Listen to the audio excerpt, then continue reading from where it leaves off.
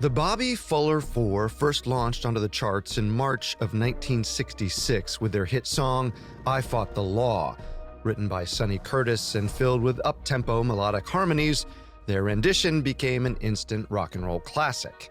Bobby Fuller looked like a Kennedy and performed like Elvis. He began calling himself the rock and roll king of the Southwest.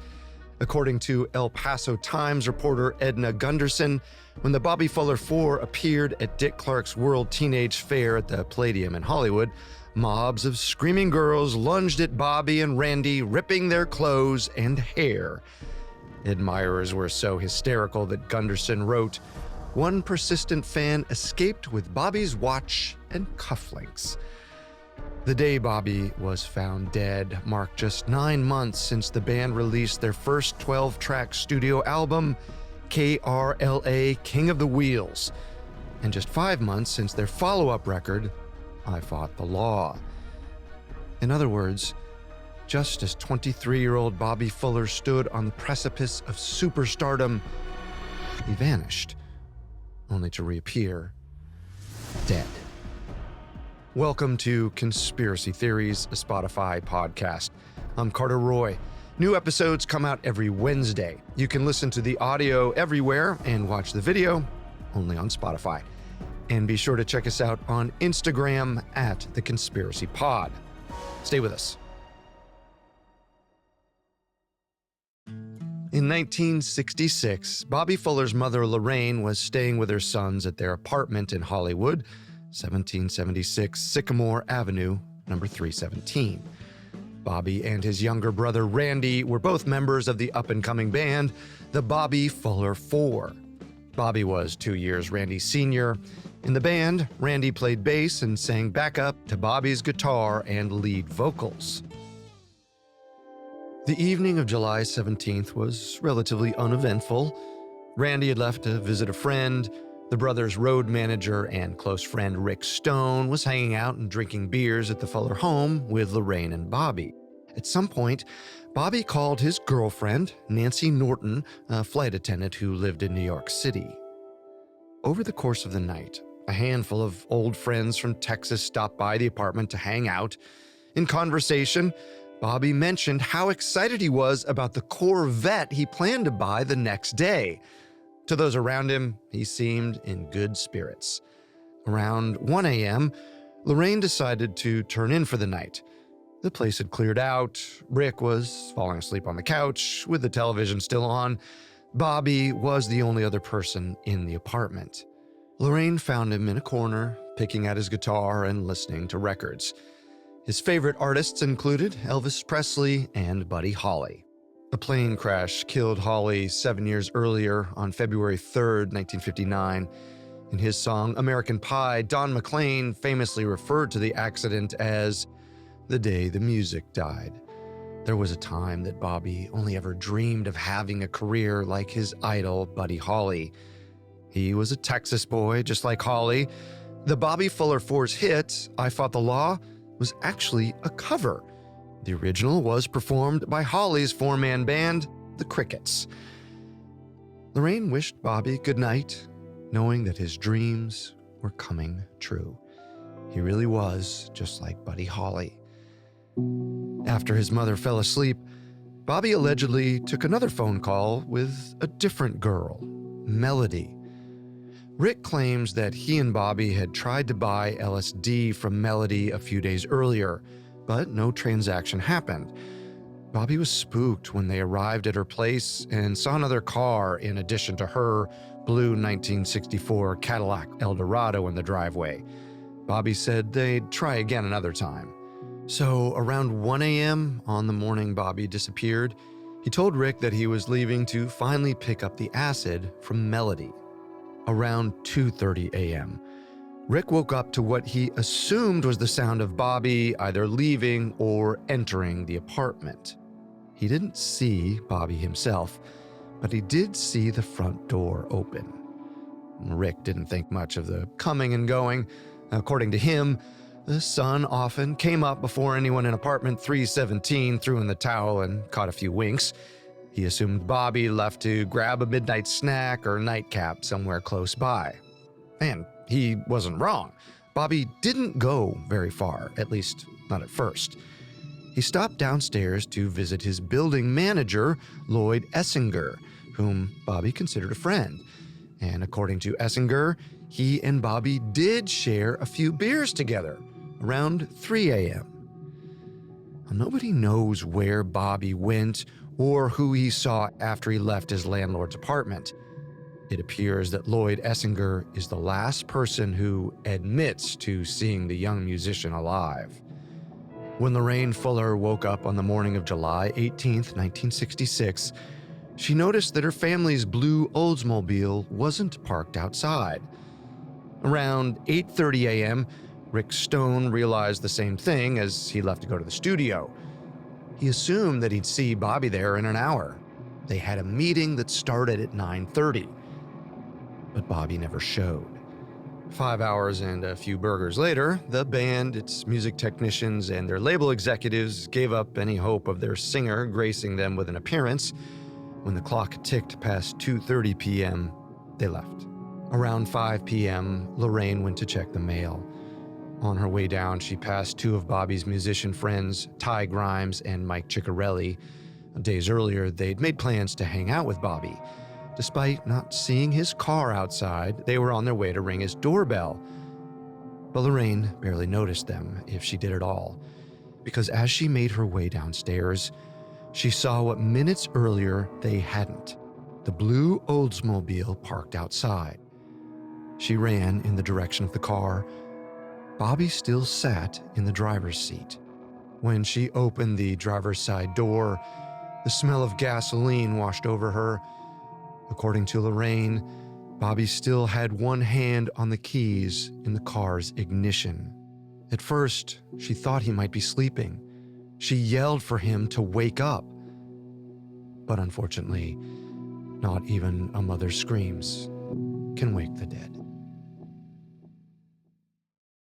Around 5 p.m. on July 18, 1966, Lorraine Fuller found her 23-year-old son, Bobby, dead in the front seat of their family car. The frontman and star of the up-and-coming band, the Bobby Fuller Four, hadn't been seen in approximately 14 hours. It's impossible to imagine the heartbreak that Lorraine must have felt when she opened up the driver's side door. Bobby was her middle child and the second to be sent to an early grave. 5 years earlier, her eldest, Jack, had been murdered in a robbery gone wrong.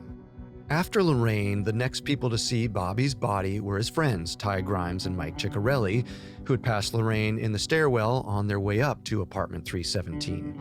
After realizing that Bobby wasn't home, the two musicians turned around to go back to their car. They passed Bobby's mother again, but this time, her face was pale and she was in a full sprint. They didn't know it at the time, but she was on her way to call the police. When Grimes and Ciccarelli got outside, they saw the door to Bobby's Oldsmobile open. Lorraine's emotions were immediately given context. Bobby sat in the front seat, unmistakably dead. Grimes claimed he saw blood on his friend's shirt. After dialing 911 and informing them of the horror downstairs, Lorraine called her only surviving son. According to Randy, the only words his mother choked out before hanging up were, "Bobby's dead." Randy rushed home. When he turned onto his street, he found a mob of police reporters and curious neighbors outside of 1776 Sycamore. He told El Paso Times reporter Edna Gunderson that as he made his way to his brother's car, a stranger in the crowd misinformed him that his road manager, Rick Stone, had been murdered. For a second, he thought he'd misheard his mother and his brother might be alive. But he hadn't. In fact, shortly after the stranger spoke those words, Rick walked out of the Fuller's apartment. After leaving the studio earlier in the afternoon, Jim Reese, the lead guitarist for the Bobby Fuller Four, took Rick to pick up his Volkswagen from an auto body shop. According to Rick, an unpleasant gut feeling bubbled up as he inched closer to Sycamore Street. The band's road manager had to elbow his way through the crowd. He recalled the police treating him as if he were a member of the paparazzi and not one of Bobby's best friends. But eventually, Rick got close enough to see Bobby for himself. Rick saw the singer holding a hose in one hand that connected to a gas can. Bobby's hair looked slick and oily, as if someone had poured gasoline over him. He thought his body appeared bruised, as if he'd been beaten, and burned in places, as if he'd been set on fire. The slippers on his feet were worn down like he'd been trudging through gravel or had been dragged. His pinky finger appeared broken. Randy and Rick stood outside until officials carried Bobby's body away. On July 20th, 2 days after Bobby's death, a funeral was held at the Church of the Hills in Los Angeles. Afterward, Bobby's family buried him in Forest Lawn Memorial Park in Hollywood. Rick Stone claimed that both ceremonies were a veritable who's who of Hollywood. Among the mourners were record producer Phil Spector, R&B singer Barry White, music executive Bob Keane, and hundreds of fans. His headstone simply read, "Beloved Son." Papers jumped on the story of another burgeoning rock star gone too soon. A cause of death hadn't been announced, but some reporters speculated Bobby may have died by suicide. On July 25th, head toxicologist at the Los Angeles County Medical Examiner's Office, Edward Thompson, submitted a report of chemical analysis. He tested Bobby's blood for a number of drugs, but found nothing. Oddly enough, and despite reports that Bobby had been drinking the night before, Thompson also found no trace of alcohol in the singer's system. Randy later co-wrote a book about his brother titled I Fought the Law. In it, he notes that Thompson never tested Bobby's blood for LSD, which Bobby had supposedly gone to pick up that night. Dr. Jerry Nelson conducted Bobby's autopsy. Though the procedure happened shortly after Bobby's death, the report wasn't made public until October 18th, 3 months to the day since Lorraine had found her son dead. The medical examiner noted peeling and blistering on the skin of Bobby's face, neck, chest, back, arms, and legs. Upon opening the body, apparently the organs and incised tissue emitted a pungent aroma of gasoline. But Nelson said the contents of his stomach were unremarkable, which likely meant he found no trace of gas inside. Other reported observations included an abnormal buildup of fluid in his lungs. The examiner listed the cause of death as asphyxia, or suffocation. Bobby's bladder was also unusually swollen, which implied that he may have been in a state of unconsciousness well before his actual time of death. Nelson marked 2 question marks next to the words accident and suicide. Nelson may not have been sure about the cause of Bobby's death, but the Los Angeles Police Department seemingly had already made up their mind that it was suicide. They never impounded Bobby's Oldsmobile or even dusted for fingerprints after officials took his body away. Possibly because to them, Bobby Fuller was just another dead celebrity. From 1960 to July 1966, the list of celebrity suicides and overdoses in America included actors Margaret Sullivan, Diana Barrymore, Marie McDonald, and Marilyn Monroe, authors Ernest Hemingway and Sylvia Plath, and journalist Dorothy Kilgallen, among many others. 3 years before Bobby died, President John F. Kennedy was assassinated. 2 days after his death, Kennedy's alleged assassin Lee Harvey Oswald was shot by club owner Jack Ruby. Many of those names are wrapped up in their own mysteries, conspiracy theories, and alleged cover-ups. But the point is that culturally, the idea that fame and fortune came at a price permeated public consciousness in an incredibly volatile and palpable way. And in many ways, it still does. One persistent rumor claimed that Bobby had insisted on playing his band's song, Another Sad and Lonely Night, ad nauseum in the weeks leading up to his death. In the final verse into the chorus, Bobby sings about sad and lonely nights without his baby. Bobby's former bandmates have since dispelled the bit of gossip. claiming it was the romanticized daydreams of overly maudlin fans. But as it turns out, there may be a kernel of truth behind its words. Because shortly before Bobby's death, he received a letter from an old love interest. In it, his ex confessed that she still loved Bobby and that she wanted their family to be together. Her, Bobby, and their baby daughter.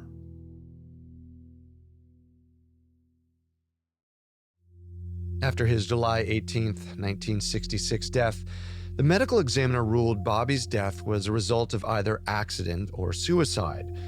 And before Lorraine Fuller found her son dead, Bobby received an emotionally charged letter from an ex-fling. In 1963, Bobby met a young woman who, for privacy, is simply referred to as Susie in the book I Fought the Law by Randy Fuller and Miriam Linna. Bobby and Susie's relationship blossomed over bowling, concerts, and home-cooked meals in El Paso, Texas. In early summer 1964, the couple rented a motel room for the night. After arriving, Susie informed the musician that she was pregnant with his child, but she didn't receive the reaction she'd hoped for. Bobby panicked. 15 minutes after arriving at the motel, he jumped into his car and abandoned Susie with only her tears to keep her company. A child stood in the way of his chances at stardom, and so did a bride. Later, Bobby suggested he drive Susie to Juarez, Mexico to have a discreet abortion, but Susie wanted a ring on her finger and a father for her child. Ultimately, the couple decided that Susie would marry one of Bobby's friends, an Air Force veteran and salesman named Bruce. Bruce agreed to claim the child as his own so Susie and Bobby could avoid the shame associated with having a child out of wedlock. On August 1st, 1964, Susie and Bruce got married in El Paso. Shortly after, Bobby left for California. About a year and a half later, in March 1966, the Bobby Fuller Four played a concert at the Coliseum in El Paso that Susie attended. Afterwards, she introduced Bobby to their daughter, Allison.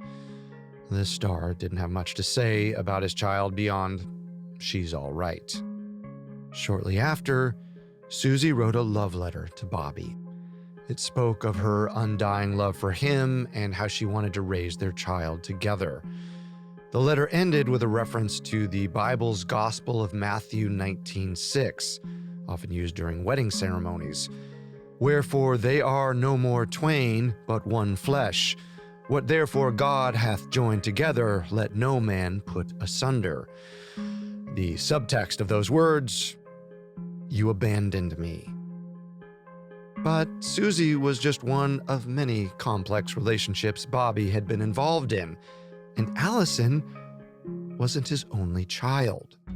According to Randy's book, when Bobby met Susie, he was already engaged to his childhood sweetheart, Pamela. Bobby and Pamela were long distance and on the rocks, but by no means over. Around this time, Bobby wrote a song for his reported fiancée.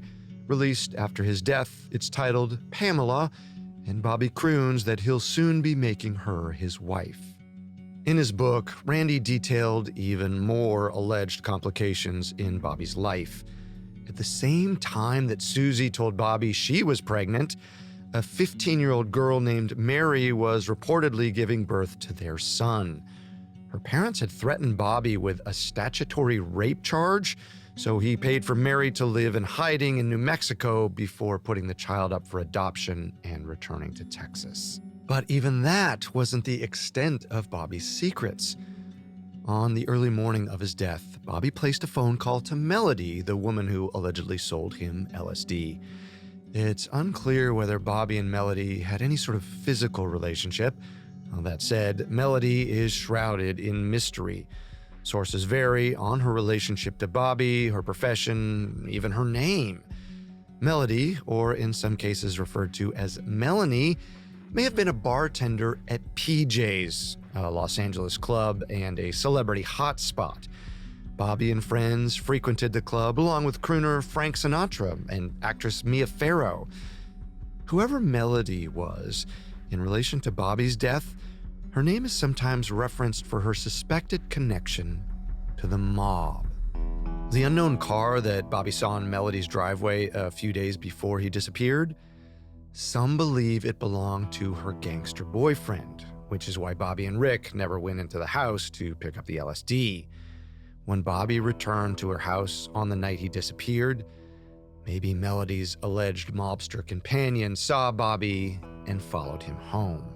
The theory has some legs. Throughout much of the 40s and 50s, Mickey Cohen viciously and successfully ruled the Los Angeles organized crime scene.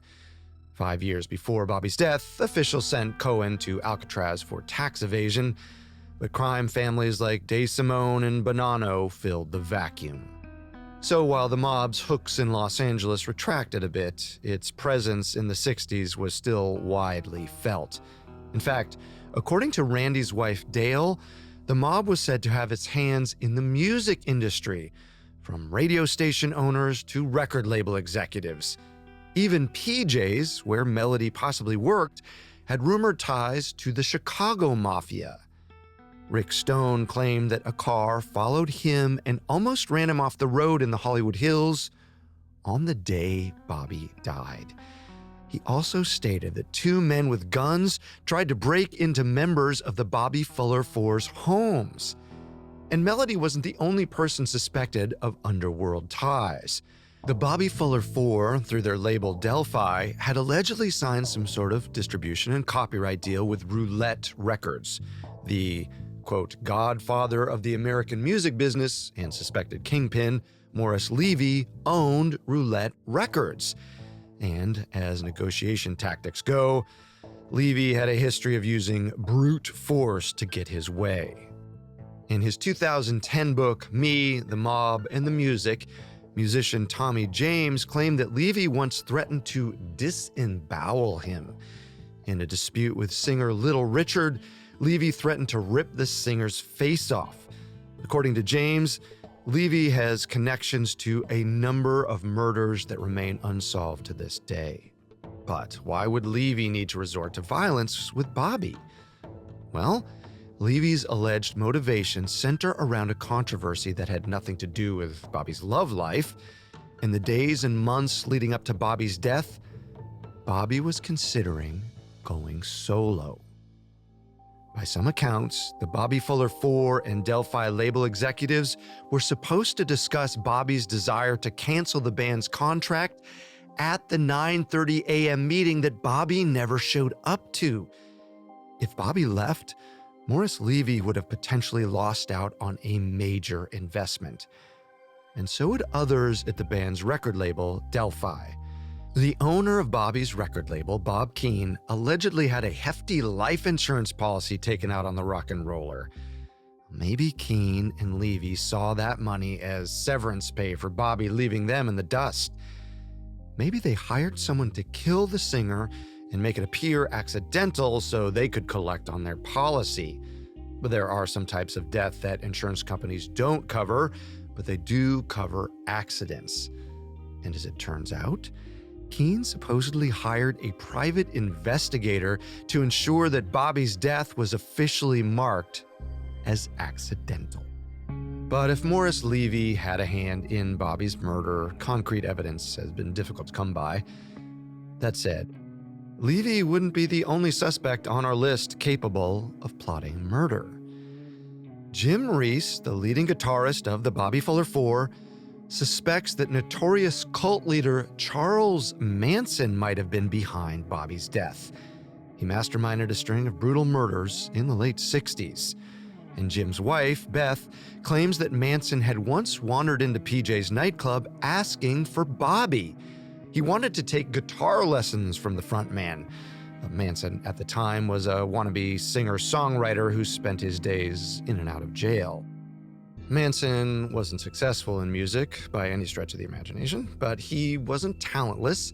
He penned the Beach Boys' 1968 song, Never Learn Not to Love. Originally titled Cease to Exist, the Beach Boys changed a few words to the song and paid Manson out, so he was never credited.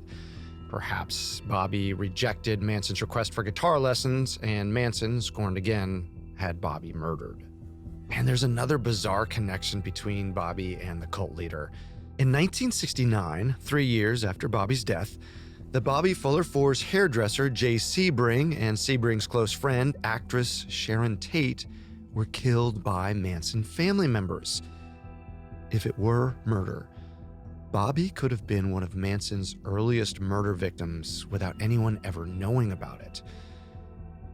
Unfortunately, there's no evidence. No murder investigation ever happened, which has led some to accuse the LAPD of negligence and others to believe that they were involved in a cover-up.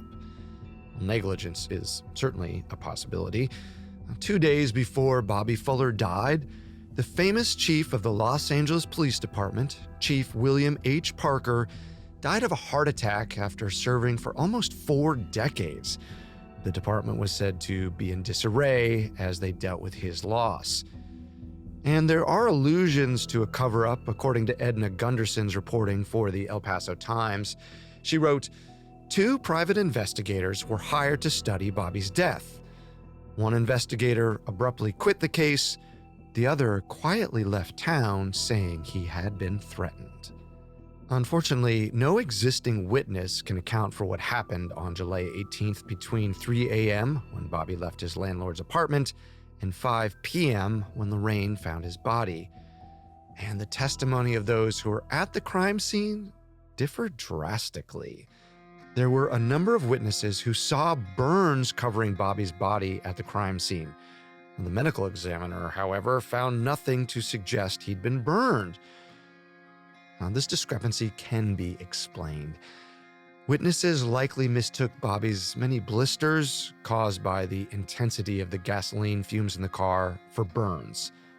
But witnesses also claim that Bobby was covered in bruises and blood. They saw fresh tears on his slippers, and they say Bobby looked like someone had dumped gasoline all over him. Well, not to mention, Rick Stone remembers Bobby having at least 5 or 6 beers that night, and yet the autopsy and toxicology reports state that there were no bruises, no cuts, and no alcohol in his system. Some witnesses claim that Bobby had his hand on the keys in the ignition. Others said that the keys weren't in the ignition at all. Well, both have very different implications. For all we know, he could have been coming, going, or staying put. When officials pulled Bobby's body out of the car, they claimed that rigor mortis had set in, meaning the joints and muscles had stiffened. This typically begins about 2 to 4 hours after someone passes. Some research has suggested that in high enough temperatures, it can start affecting some parts of the body in as little as 30 minutes. On the day Bobby died, temperatures peaked at around 76 degrees Fahrenheit. Up to 8 hours of the day were recorded at over 70 degrees. It's not impossible that rigor mortis could have set in quickly. Witnesses, however, claim they saw no signs of a struggle as they watched officials lift Bobby out of the Oldsmobile. If the rigor mortis was as advanced as they said, some suspect the removal wouldn't have gone so smoothly. In other words, if the witnesses' eyes weren't playing tricks on them, Bobby's body appeared freshly dead. Which brings us to the timeline, perhaps the biggest mystery of Bobby's death. Lorraine Fuller checked to see if Bobby had arrived multiple times that afternoon. She was certain Bobby's car was not outside the apartment until 5 p.m. when she found his body. Randy Fuller was sure that his protective mother wouldn't have missed the car if it was there, not after losing her eldest son, Jack. But one of Bobby's friends, Robin Vinikoff, claimed to have stopped by 1776 Sycamore around 3 p.m., 2 hours earlier than anyone else noticed the car. When he did, apparently Bobby's Oldsmobile was parked outside.